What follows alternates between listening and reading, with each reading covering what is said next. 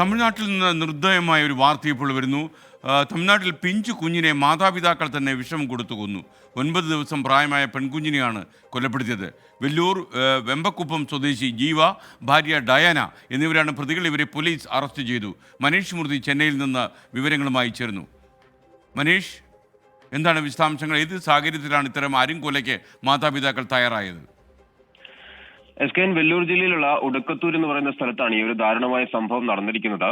ഈ കുട്ടി, അതായത് ആദ്യത്തെയും പെൺകുട്ടിയായിരുന്നു ഇവർക്ക്. ഈ ഡയാന ജീവ ദമ്പതികൾക്ക് ആദ്യത്തെയും പെൺകുട്ടിയായിരുന്നു. രണ്ടാമതും പെൺകുട്ടി ജനിച്ചതിലുള്ള ഒരു പ്രശ്നമാണ് ഈ കുട്ടിയെ കൊലപ്പെടുത്താൻ ഇവർ തീരുമാനിച്ചതെന്നുള്ളത് മനസ്സിലാക്കാൻ സാധിക്കും. 9 ദിവസം മുമ്പായിരുന്നു ഇവരുടെ പ്രസവം. അതിനുശേഷം ബ്ലഡ് കൗണ്ട് കുറഞ്ഞതിനോടെ ഇവരെ വെല്ലൂർ ആശുപത്രിയിലേക്ക് മാറ്റിയിരുന്നു.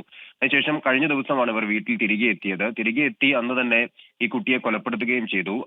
ഈ ഡയാനയുടെ പിതാവ് ശരവണനെ, അതായത് കുട്ടി മരിച്ചു, കുട്ടിക്ക് അനക്കമില്ല എന്ന് പറഞ്ഞ് ഈ ഡയാനയുടെ രക്ഷിതാക്കളെ വിളിച്ചു വരുത്തുകയായിരുന്നു. അങ്ങനെ ഡയാനയുടെ പിതാവ് ശരവണൻ വന്ന് നടത്തിയ പരിശോധനയിൽ ചെറിയ തോതിലുള്ള ബുദ്ധിമുട്ടുകൾ കണ്ടെത്തിയതിന്റെ അടിസ്ഥാനത്തിലാണ് അദ്ദേഹം തന്നെയാണ് പോലീസിൽ പരാതി നൽകുകയും ചെയ്തത്. ഇവർ ചെയ്തത് വീടിന് പുറകിലുള്ള പപ്പായ മരം മുറിച്ച് അതിന്റെ പാൽ കുട്ടിക്ക് നൽകുകയായിരുന്നു.